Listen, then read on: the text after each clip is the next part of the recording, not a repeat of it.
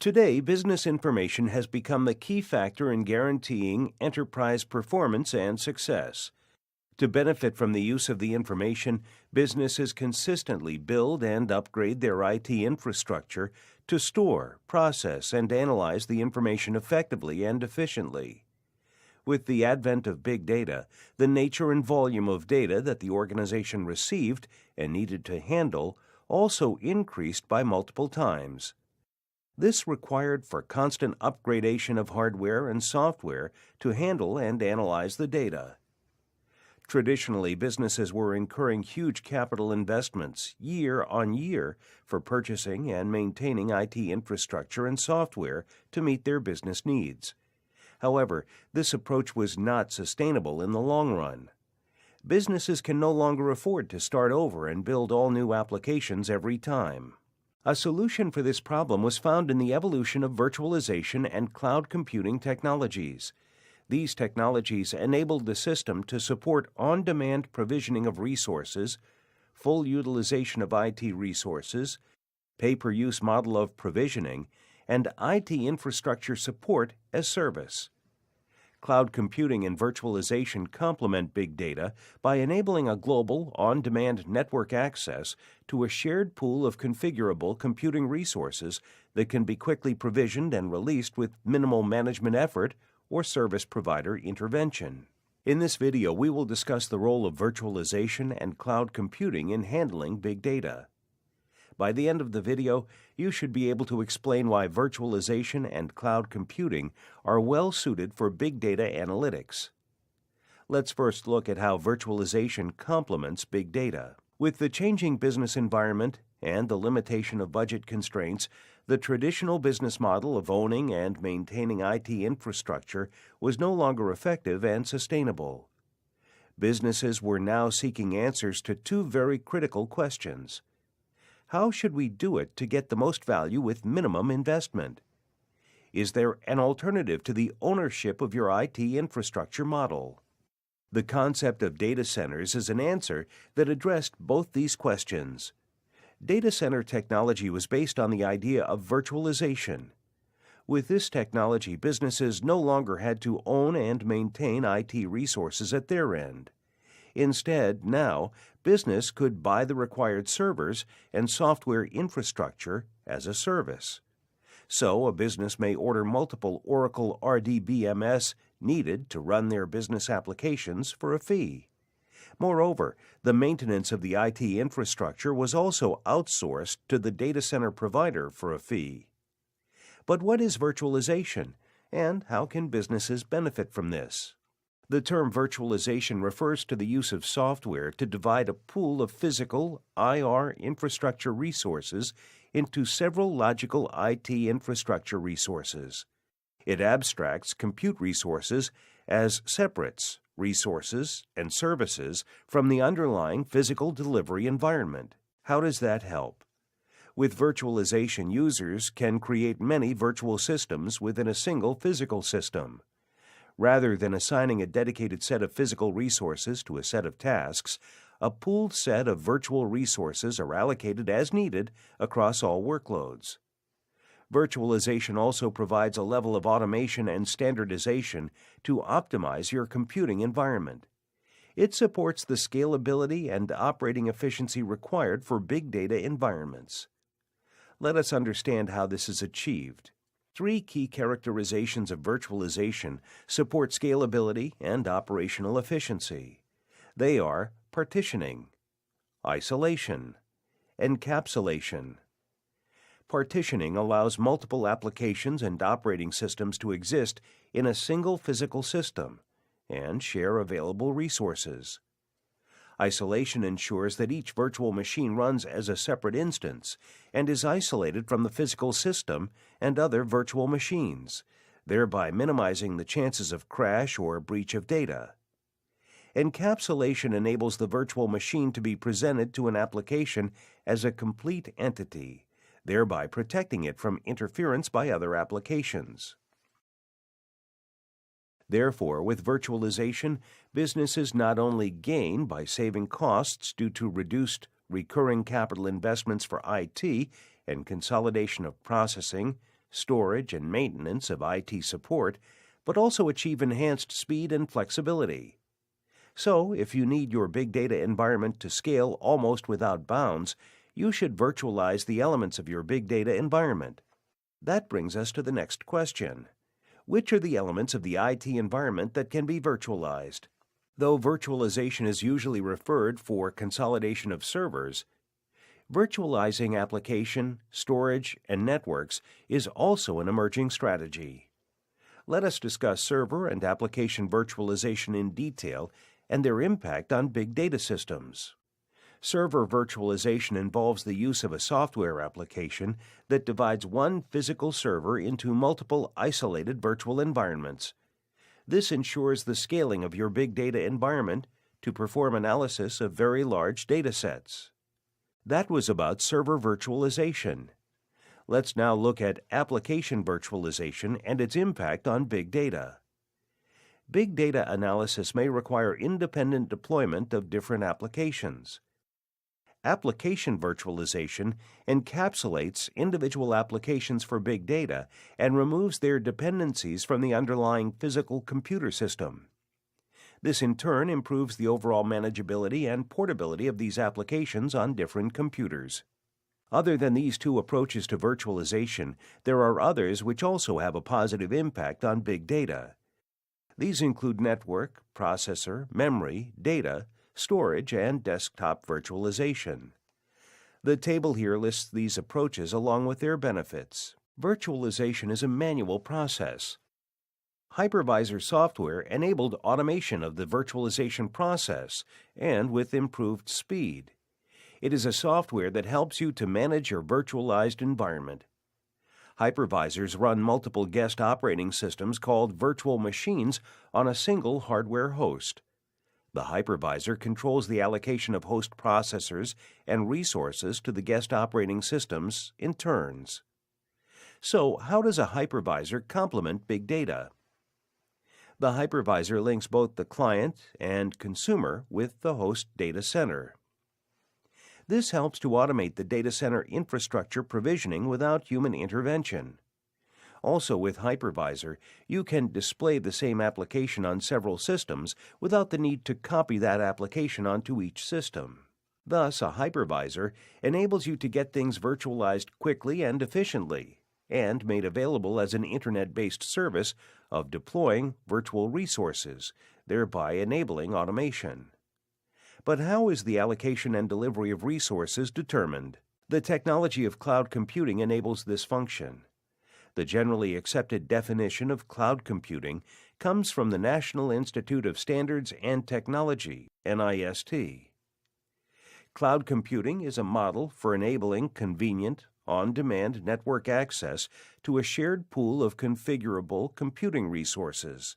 For example, networks, servers, storage, applications, and services that can be rapidly provisioned and released with minimal management effort or service provider interaction. What this means in plain terms is the ability for end users to utilize parts of bulk resources, and that it enables rapid scaling of resources quickly and easily. Often, the term cloud computing is wrongly used synonymously for virtualization and data center. However, both are different technologies. Let's now look at the difference between a data center and a cloud.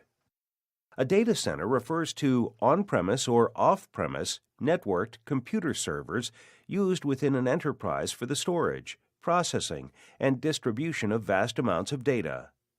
A cloud, on the other hand, is an off-premise internet computing that is used by other external enterprises for storage, processing, and distribution of vast amounts of data.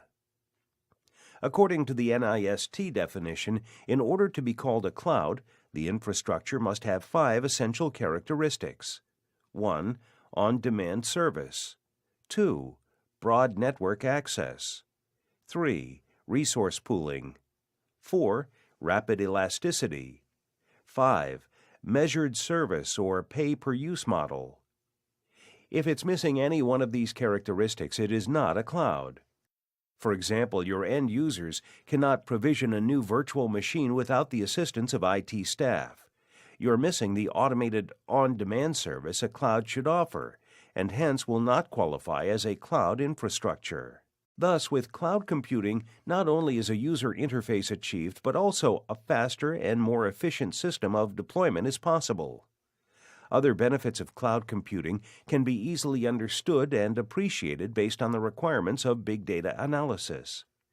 For any big data implementation, availability of various components and a plan for their seamless integration and ongoing maintenance is a must. Cloud allows for self-provision cloud services. This automates and centralizes maintenance, software updates, configuration, and other management tasks. Cloud computing provides high-power servers for analyzing big data in minutes. This rapid provisioning, scalability, and elasticity is a cost-effective way to support big data technology's clear benefit of clouds for handling big data analysis. It allows you to go global in minutes. For example, you can deploy and share an application across multiple regions with just a few clicks. This means that you can provide a lower latency and better experience for your customers. Finally, for business continuity and reliability, the cloud needs to provide fault tolerance.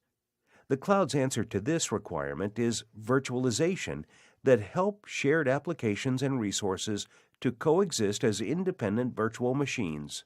Now that you know the key benefits of cloud computing for big data analysis, let's see how much you recall.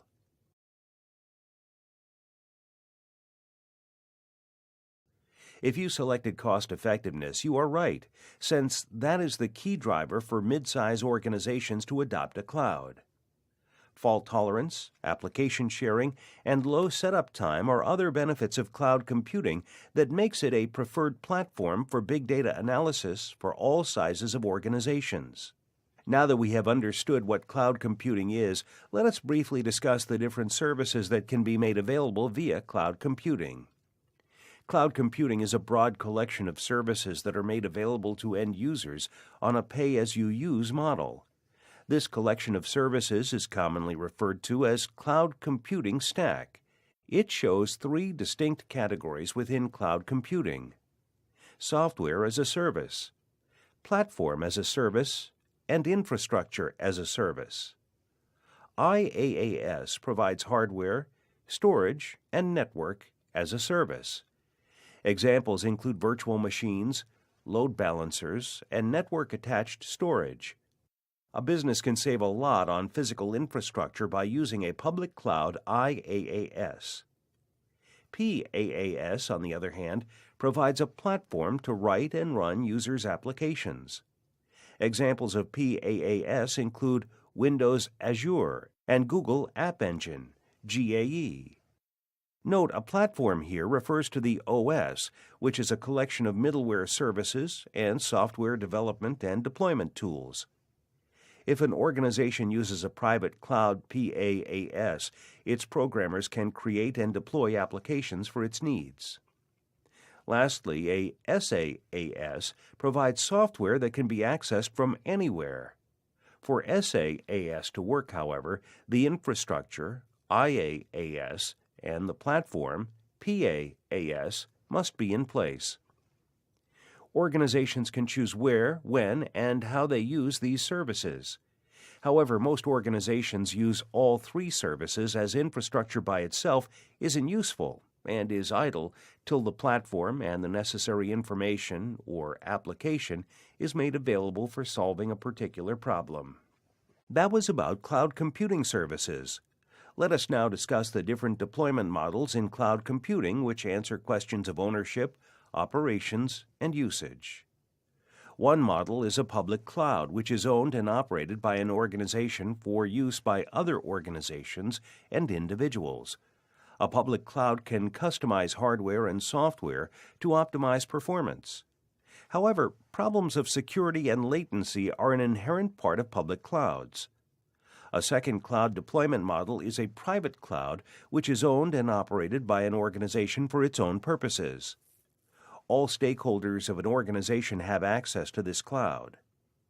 A private cloud incorporates the systems and processes of that organization and is highly automated and protected by firewall. As a result, latency is reduced and security is improved. Some organizations combine the two models in what is called a hybrid cloud. A number of connections are formed between the two clouds, and operations are automated to improve efficiency. Though cloud computing may seem like a boon to organizations, it is also important that organizations consider the downside. Issues include data security, performance, compliance, legal issues, costs, and data transfer. Organizations must also consider compatibility with the compliance needs of the business, especially regulatory compliance for the industry in which the business operates. Now that you know how virtualization forms the backbone of clouds, let's see how much you recall. If you selected virtualization can be implemented at the management layer to enable access to Hadoop, you are right. Virtualization can be implemented at the data abstraction layer to enable access to Hadoop. Let's do a quick recap of what you've learned in this session. The uncertainty of the volume, velocity, and variety of big data requires your platform to scale. Hence, virtualizing every layer of the big data systems from the network to the databases, storage, and servers enables you to achieve the required latency and efficiency. Cloud computing, along with virtualization, complements big data by enabling anytime, anywhere network access to a shared pool of configurable and scalable computing resources.